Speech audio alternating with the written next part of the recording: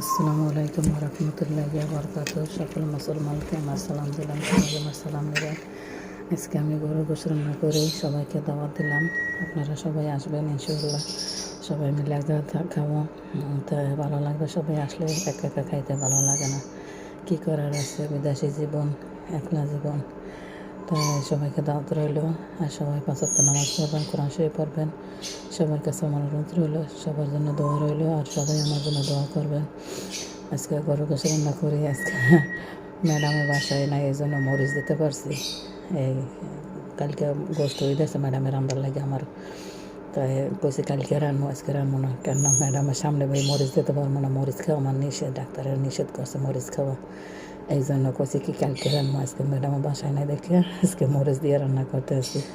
তাই সবাই দোয়া করবেন আমার যেন কোনো অসুবিধা না হয়।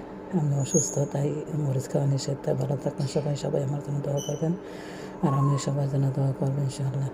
By, take care.